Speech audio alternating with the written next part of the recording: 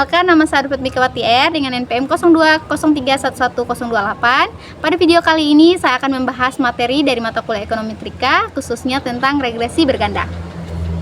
Materi ini sangat penting karena sering digunakan untuk menganalisis hubungan antara beberapa variabel dalam ekonomi. Contohnya seperti harga, iklan, dan faktor lainnya terhadap penjualan. Yuk kita bahas.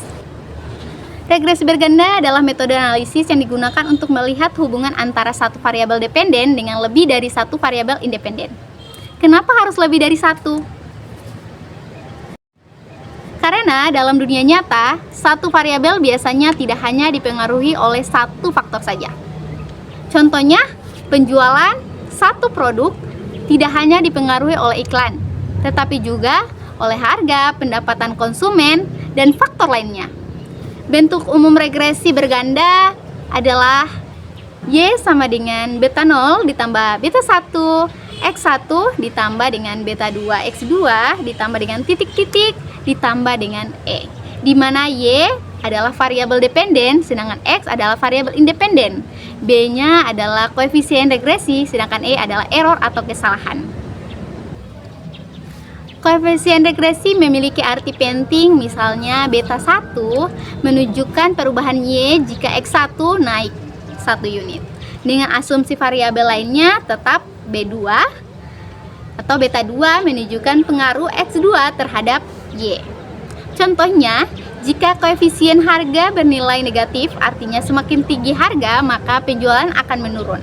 Sebaliknya, jika koefisien iklan positif, artinya semakin besar biaya iklan, maka penjualan akan meningkat. Ada asumsi OLS. Dalam regresi berganda, kita menggunakan metode OLS atau Originally Last Square. Jika hasilnya valid, ada beberapa asumsi yang harus dipahami. Hubungan harus linear, tidak ada multikolinearitas. Nilai error rata-rata 0. Variansi error harus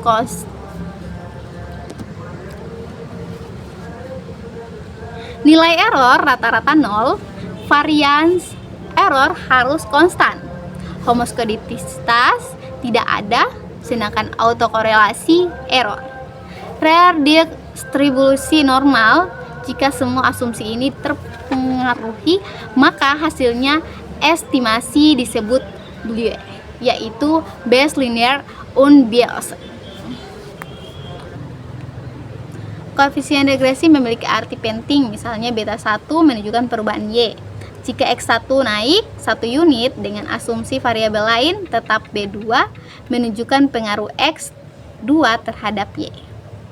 Contohnya, jika koefisien harga bernilai negatif, artinya semakin tinggi harga, maka penjualan akan menurun. Sebaliknya, jika koefisien iklan positif, artinya biaya iklan, maka penjualan meningkat. Dalam regresi berganda, kita menggunakan metode OLS atau Ordinary Least Square. Agar hasil valid, ada beberapa asumsi yang harus dipenuhi. Hubungan harus linear, tidak ada multikolinearitas, nilai error rata-rata 0, varians error harus konstan, homoskedistitas tidak ada, korelasi error, berdistribusi normal. Jika semua asumsi ini terpenuhi, maka hasil estimasi disebut dengan BLUE, yaitu Best Linear Unbiased Estimator. Standar error digunakan untuk mengukur beberapa jauh data menyebar dari garis regresi. Semakin kecil nilai standar error, maka model semakin baik dalam memprediksi data. Selain itu, ada juga standar error koefisien yang digunakan untuk uji statistik seperti uji T. Koefisien determinasi atau R-square digunakan untuk melihat seberapa besar variabel independen mampu menjelaskan variabel dependen. Contohnya, jika R-square sama dengan 0,593, artinya 59,3%, variasi penjualan dapat dijelaskan oleh harga dan iklan. Sisanya dijelaskan oleh faktor lain di luar model. Uji F dan uji T, selanjutnya ada uji hipotesis uji F, digunakan untuk melihat apakah semua variabel independen secara bersama-sama berpengaruh terhadap variabel dependen. Jika f fungsi lebih besar dari f tabel, maka model signifikan atau UJT digunakan untuk melihat berpengaruh masing-masing variabel secara individu. Jika T hitung lebih besar dari T tabel, maka variabel tersebut berpengaruh signifikan. Selain variabel angka, ada juga variabel kualitatif seperti diskon atau tidak. Untuk memasukkannya ke dalam model digunakan variabel dummy. 1 sama dengan ada atribut, misalnya ada diskon. 0 sama dengan tidak ada atribut. Variabel ini membantu melihat perbedaan antara kondisi.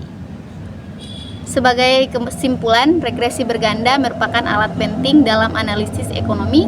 Untuk memahami hubungan antar variabel, dengan memahami konsep ini, kita bisa membuat keputusan yang lebih tepat berdasarkan data. Terima kasih sudah menonton video ini. Jangan lupa like, comment, dan subscribe.